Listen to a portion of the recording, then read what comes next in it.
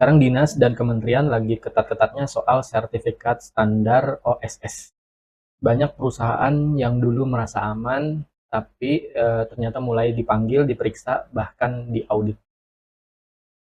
Masalahnya, masih banyak yang belum paham mana proses normal, mana yang disebut bypass, dan apa resikonya. Assalamualaikum warahmatullahi wabarakatuh.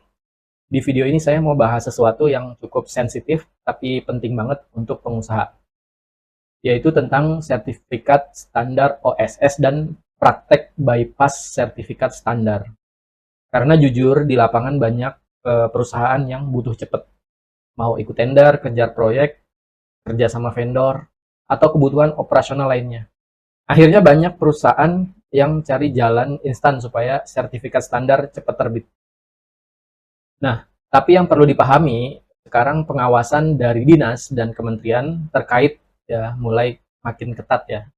Jadi jangan cuma mikir yang penting terbit, tapi juga harus paham resiko jangka panjangnya seperti apa.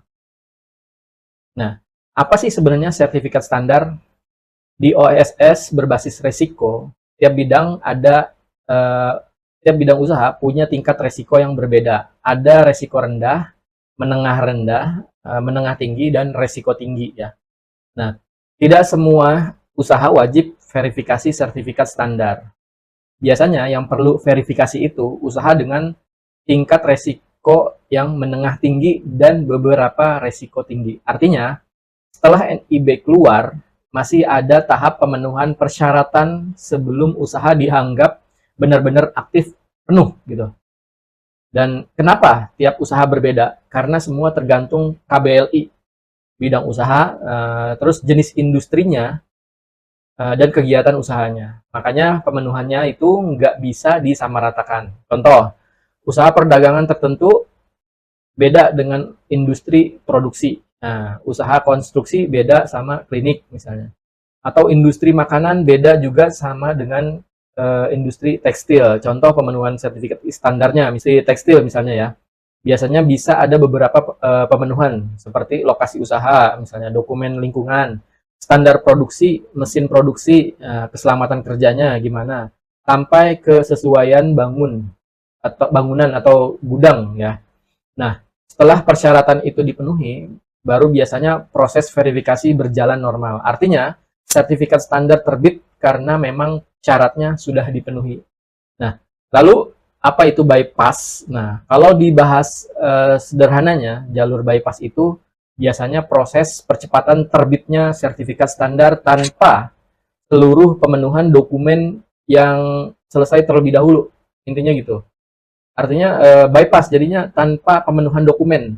Ya, intinya itu bypass ya.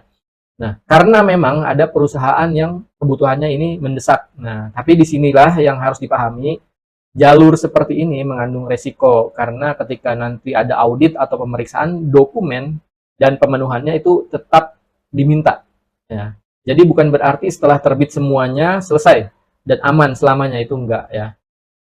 Nah, yang saya lihat sekarang ini, dinas maupun kementerian terkait mulai lebih aktif ya melakukan pengawasan, apalagi untuk bidang usaha tertentu yang dianggap sensitif atau beresiko tinggi, karena pemerintah sekarang makin serius soal kesesuaian usaha, terus keamanan operasional, dan kepatuhan legalitas. Makanya pengusaha jangan terlalu santai. Resiko kalau kena audit, nah ini yang penting. Kalau suatu saat perusahaan diaudit, biasanya yang dicek itu adalah kesesuaian KBLI, terus kegiatan usaha nyatanya gimana, dokumen pendukungnya ada atau enggak, lokasi usahanya gimana, laporan usahanya lancar atau enggak, sampai pemenuhan sertifikat standarnya. Nah, kalau ternyata dokumen dasarnya belum siap, biasanya perusahaan jadi kelabakan sendiri. Nah, makanya biasanya kalau saya bantu proses sertifikat standar jalur percepatan, saya tetap minta pihak perusahaan melengkapi persyaratannya. Kenapa? Karena tujuan akhirnya bukan cuma sertifikatnya keluar, tapi juga supaya ketika nanti ada audit, pemeriksaan, atau pengecekan dari dinas, perusahaan itu sudah lebih siap gitu. Jadi nggak berhenti setelah dokumen terbit. Nah, legalitas itu harus tetap dibereskan sampai pondasinya kuat. Nah, terus ini saya juga punya tips yang supaya kita tuh tidak menjadi perhatian untuk diaudit ya. Nah, ini penting banget dan sering disepelein sama pengusaha. Salah satu yang sering terjadi yaitu dinas atau kementerian adalah ya, yang jadi perhatian itu adalah LKPM. Nah, itu laporan kegiatan penanaman modal. Nah, kalau perusahaan wajib LKPM, nah usahakan lapor rutin setiap 3 bulan. Jangan sampai telat, karena ketika telat, nah, biasanya perusahaan mulai masuk perhatian. Dan itu bisa muncul pertanyaan, ini usahanya jalan atau enggak, operasionalnya gimana, terus legalitasnya sesuai atau enggak. Dari situ kadang pemeriksaan atau audit itu bisa terjadi. Jadi hal sederhana seperti laporan LKPM itu jangan dianggap sepele.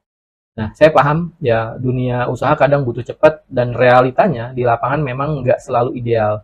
Tapi sebagai pengusaha, kita juga harus paham resikonya.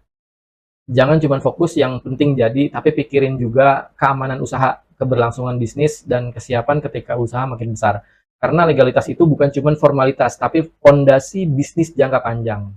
Kalau sekarang usaha Anda, sertifikat standarnya belum terverifikasi atau bingung pemenuhannya, atau mau konsultasi jalur yang paling aman sesuai bidang usaha, silahkan bisa konsultasi sama saya di WA 085891777187. Karena setiap usaha itu beda-beda, tergantung KBLI, tingkat resiko, dan kementerian yang awasin juga, ya kan.